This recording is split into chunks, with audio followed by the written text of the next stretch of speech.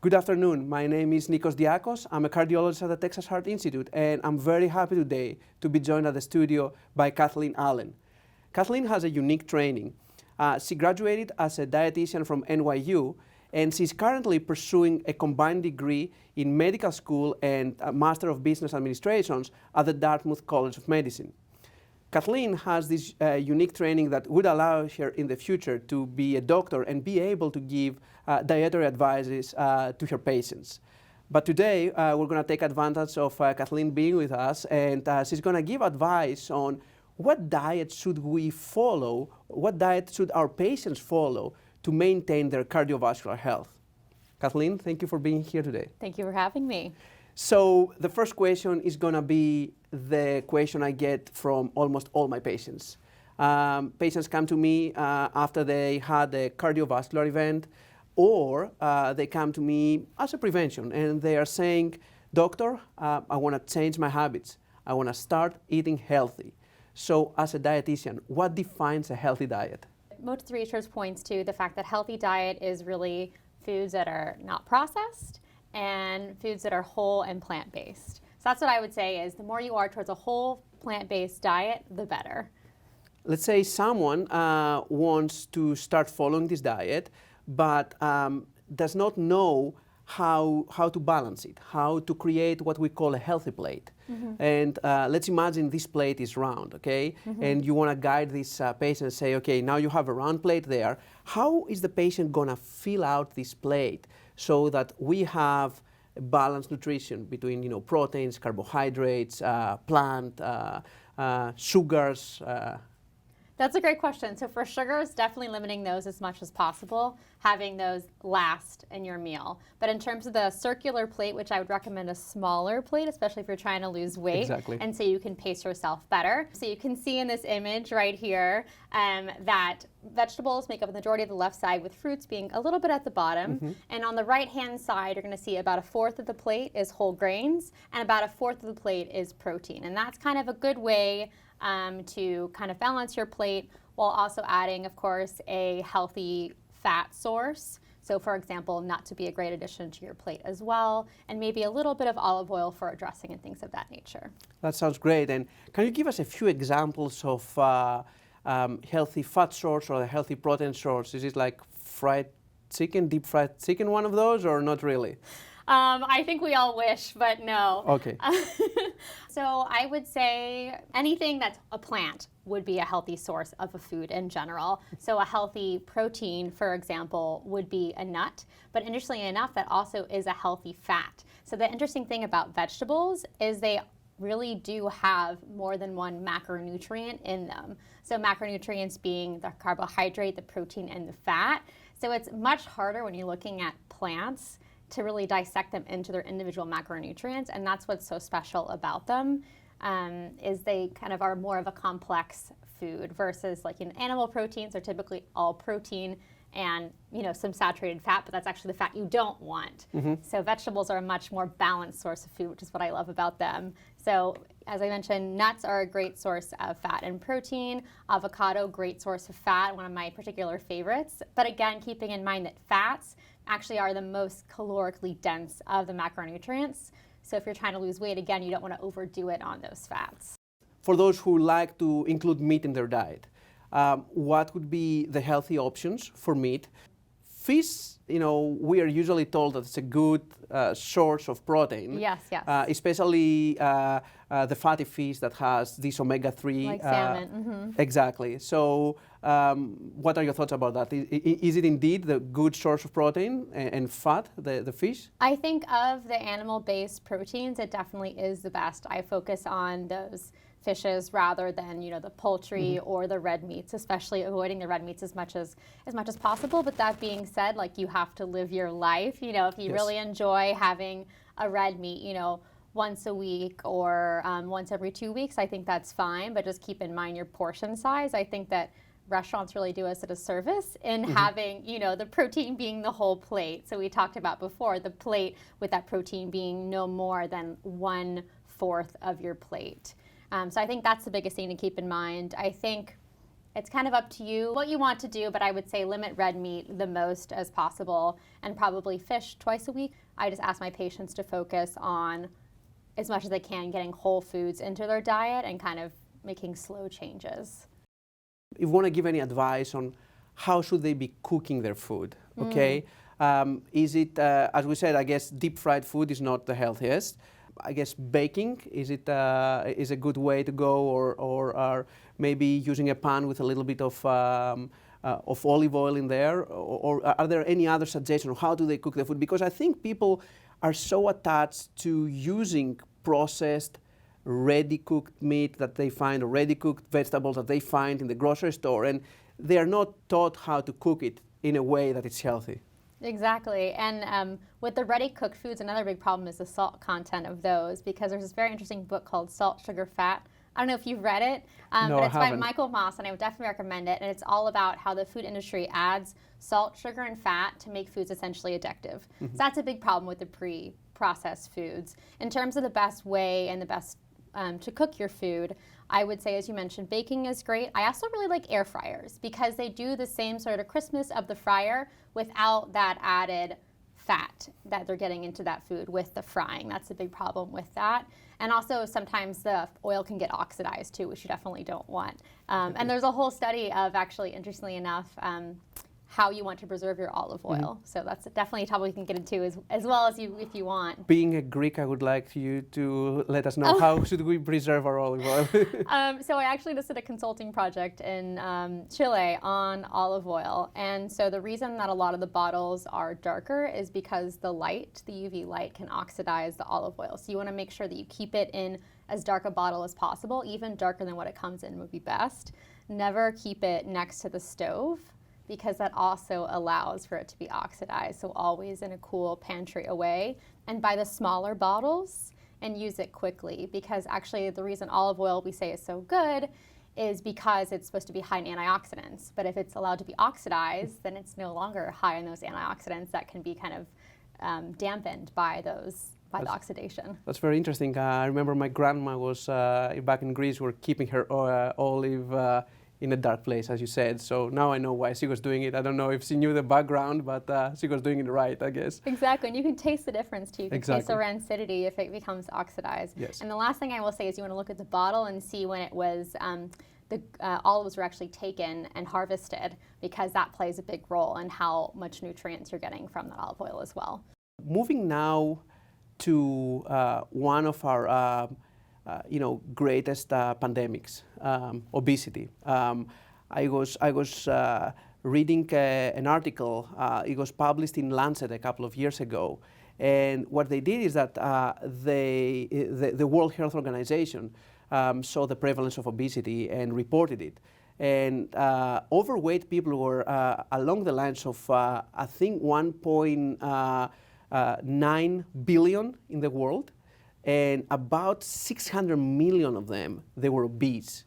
These are huge numbers. And from 1975 to 2016, I want to say, those numbers tripled. I don't even want to know what these numbers look like in 2023. Being able to lose weight, I think it's a cornerstone, along with exercise, to maintaining your cardiovascular health. What is your advice for those that they want to lose weight? Is there a special diet that they should follow? What is the role of counting their calories, and how should they be doing that? So I think counting calories, it really depends on the person. For individuals who are predisposed to an eating disorder, I definitely don't ever recommend counting calories. But for individuals who don't struggle with that, I think that using apps like, I guess MyFitnessPal is one of the most well-known of the apps, is perfectly fine. I will say we have a lot of patients who follow a whole food plant-based diet and don't actually need to count their calories at all, because with the whole food plant-based diet, especially if you're focusing on those non-starchy vegetables, so like the broccoli and the leafy greens and things of that nature, and eating those first, that fiber will fill you up, so you won't actually need to consume as many calories to feel full. So that's one thing I really like about the whole food plant-based diet, keeping in mind that diet is a spectrum. So you Yes. have to be gentle with yourself. And if you can only get it this far when, whole food plant-based diet is here, that's perfectly fine. You do what you can. But I think, again, it's all per the individual. So is there a special diet that people should follow? We've hearing in the news or in social media about the keto diet, about intermittent fasting, about paleo diet. There's so many things out there. And I don't think we have data to say that one diet or the other is better for cardiovascular health. What would be your recommendation? Should people follow any particular of those? So I would say most of the evidence points to consuming more fruits and more vegetables in your diet and whole grains and plant-based foods. So I guess the Mediterranean diet gets a lot of attention, the DASH diet and the whole food plant-based diet. And what those all have in common is they're based predominantly on the fruits, vegetables, legumes, whole grains, and things of that nature. I think the ketogenic diet and other diets of that nature get a lot of attention because you lose weight because you're omitting a whole food group. And with a ketogenic diet, you're omitting sweets, and which a lot of people love their sweets and they overconsume their sweets. Sometimes it happens to me as well, I do confess. So I think that's why that gets a lot of attention, but I never recommend omitting a full macronutrient group. I think with every macronutrient group, you're getting essential nutrients. And so that's just not something you want to do. And also, I feel like that's not a lifestyle. That's a temporary diet that's very hard to follow.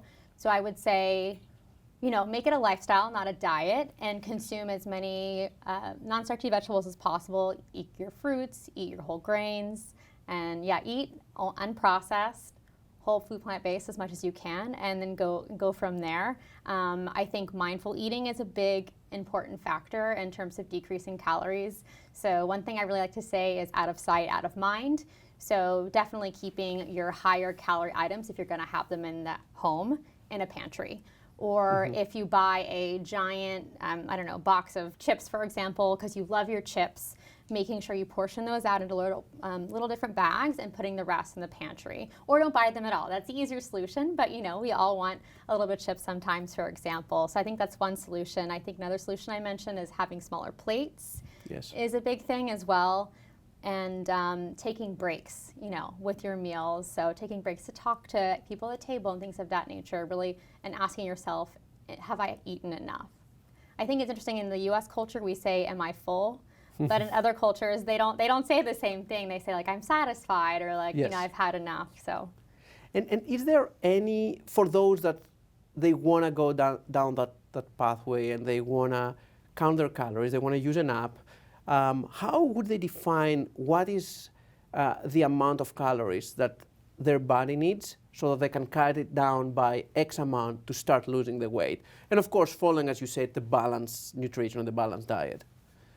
I think it depends on the person fully, and whether they're sick, they would be going through more calories, or whether they're perfectly sedentary, fewer calories. I think to maintain weight, we typically say 25 to 30 calories per kilogram. So you would decrease that.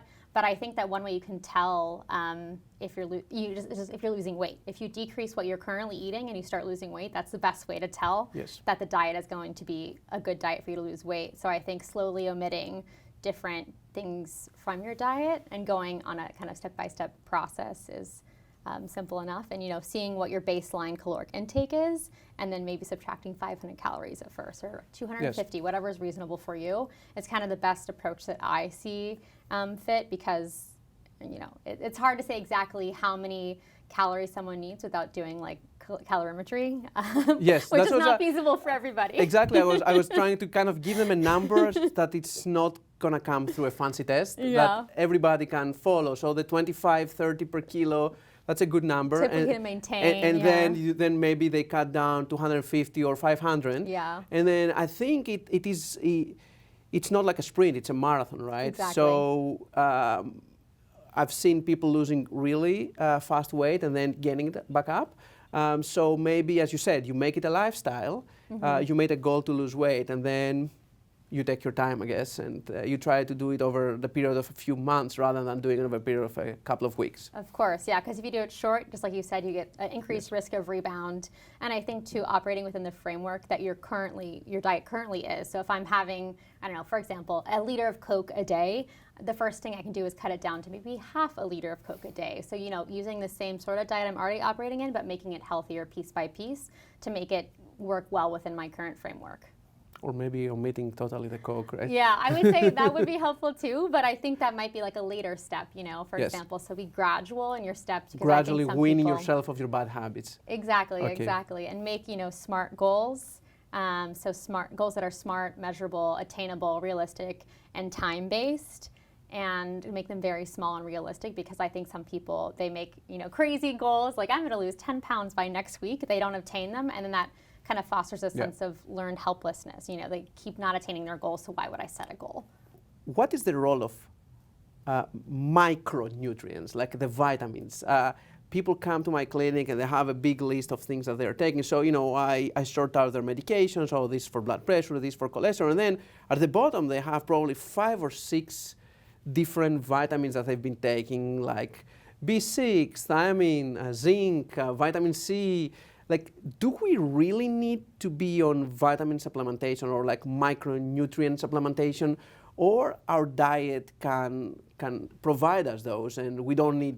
And I'm asking that because I've noticed that the industry of those supplements is exploding. There are different brands, there are different sizes, there are different pills, and you always get this question from your patient, oh, should I be taking that? Someone gave it to me, but I don't know if I need it. So what do I tell them? I typically say that most people don't need supplements. I think that's one thing is interesting about the supplement industry is it's not regulated by the FDA. So I was talking to a pharmacist today, and they said you could basically put sand in a pill and sell it, because there's really no regulation about what's in those capsules. Yes. So I think the first thing, if you are going to take a supplement, make sure it is a reputable brand that is actually selling you what they say you're selling you, because you don't want to spend a lot of money on, I don't know, sand, essentially. Exactly.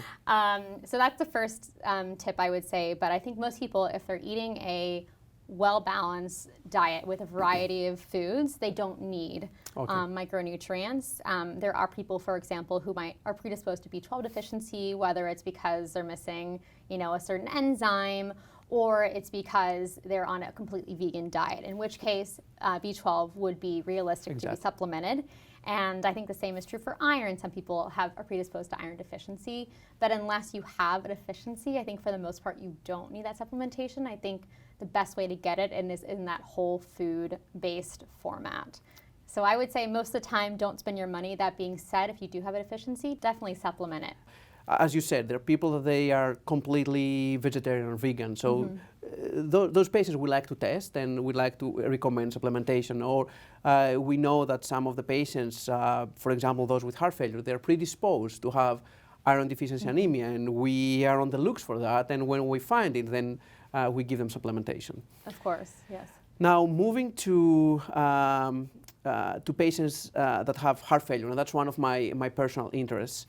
My first question is going to be about my greatest enemy. My greatest enemy as a heart failure doctor is the salt. So, as you said, salt is everywhere.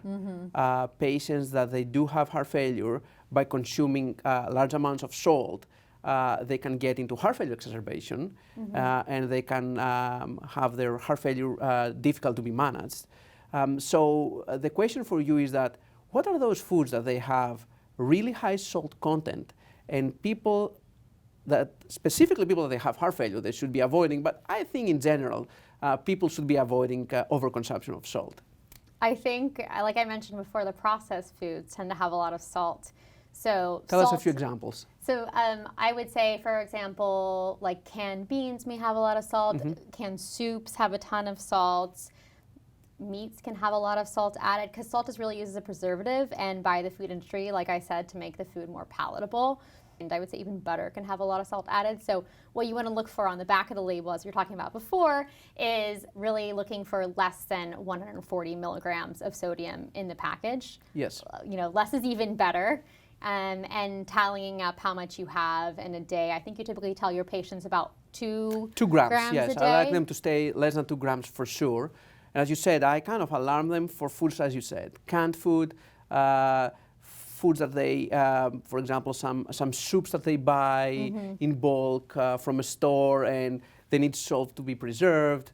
I think the safest that I've noticed is patients to try to cook their own food. Yes, yeah. And, salt gives some taste. So, they can cook with a little bit of salt, but I tell them do not add any more salt. Like, you can use a little bit of salt when you cook your own food, because that's the way to control the salt that you're consuming.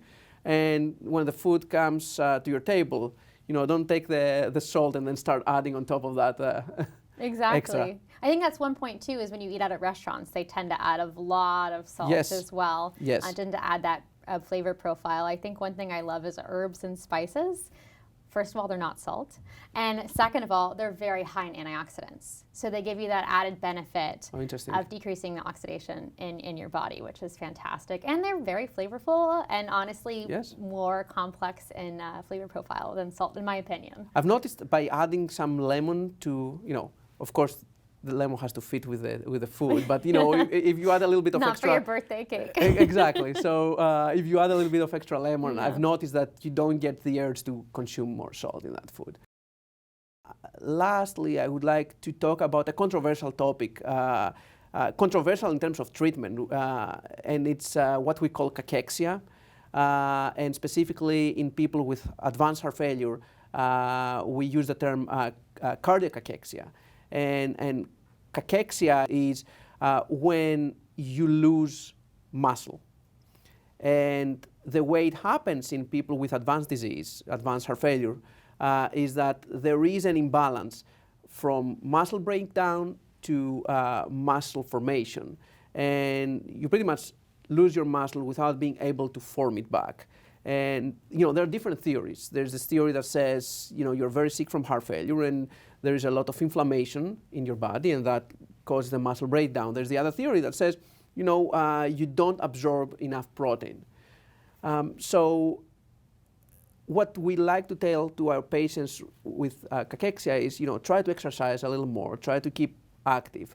But so far we don't have good treatment in terms of diet to prevent it. It makes sense, I guess, if you consume a little more protein, but I wanted to gather your thoughts. And I know it's a hard topic because we don't have data, and there are trials and studies that they're going to come down the road, but please tell me what you think about that. I would say that, to your point, you're breaking down muscle faster than you're able to build it, so you do need more protein in your diet. The recommendation that I saw was about 1.2 grams per kilogram when you're not visibly malnourished, and higher than 1.37 grams per kilogram when you are visibly malnourished. So definitely increasing that protein per kilogram threshold. When you normally see in the typical population, it's 0.8 grams per kilogram, and they say that's an overestimate of what you need, actually. So it's a lot higher amount of protein that you need. I think one thing too is, since you are using so many calories, because this chronic disease is definitely kind of aware on your body, increasing your caloric intake and having multiple frequent meals to make sure you're, because you can only consume so much in one sitting, so probably at least 3 snacks a day and 3 meals. And making sure you're focusing on those high protein, high calorie foods at each sitting as well. And then I've noticed some of my patients that they're in the hospital very sick with end-stage heart failure, their appetite is not that good. So I've noticed that whenever I consult a dietitian, they always recommend these high concentration protein shakes that they can take, so that you get your protein that you need without needing to consume a big meal that you cannot tolerate it because you're very sick, your heart does not perfuse your stomach and your bowels. And I think that helps sometimes. That definitely helps. I think one thing they really like about, I think you're referring to like Ensure, Glucerna. All those, yes. They have added like micronutrients. So if you're not consuming a lot of food, that's when a supplementation would come into play. So sometimes you could even give like a supplement of like a capsule rather than a drink. I think one thing people like even better than the Glucerna and the Ensure is making their own milkshakes at home. So adding like an almond butter or things of that nature, chia seeds, flax seeds, anything to really increase the caloric density of what they're consuming. That's, it's typically more palatable. Yes, I find that exactly. people don't tend to love those milkshakes they're given in the hospital in terms of Ensure and Glucerna. So I think that's one tip, is like decrease the volume, because your stomach, a lot of its satiety actually depends on the volume of what you consume. So as much you can do and make it a smaller volume and eat more, the better. That's exactly what my experience has been so far. And now I would like to close with the last question, which is when should I refer my patient to a dietitian? As physicians, we get some basic training on dietary consultation for our patients, but I think in some specific cases, I think we're lacking the expertise, and that's something that we should be doing more often. And I would like your opinion on what are those cases that it's good for the patient to be referred to a dietitian. I honestly think any time a patient is open to making significant changes to their diet and you feel ill-equipped to help them making those changes, so any sort of granular change would probably be more difficult for you to help them with because you only have so much time in your day. Yes. So I would say in those cases when the patient's open, and especially if insurance is willing to cover it, then I would go for it. If they're, have very glaring, obvious things they could change in their diet without seeing a dietitian, like if they're not even wanting to decrease how much soda they're drinking a liter of soda and they're completely unwilling to change that, probably not the time to talk to a dietitian. Yes. But if they're really looking for things to change in their diet and looking for specific recommendations, that's the perfect time. And then when you first see a patient in your clinic as a dietitian, what is the first thing you would like to talk to them about? Like lifestyle changes, specific changes, big picture changes? What should someone expect when it comes to see you in your clinic as a dietitian? To talk about diet a lot, the first thing we do is we go through what they're currently eating and kind of decide where they are in their readiness to change. So if someone's totally not willing to change, then we can talk about what a healthy diet might look like, but not make specific recommendations for that. I think typically we make smaller changes because it's easier to keep track of and to feel like you're making progress on that front. That being said, if someone just had a heart attack, there's this health leaf model where they feel ready to change and they feel the urgency of changing.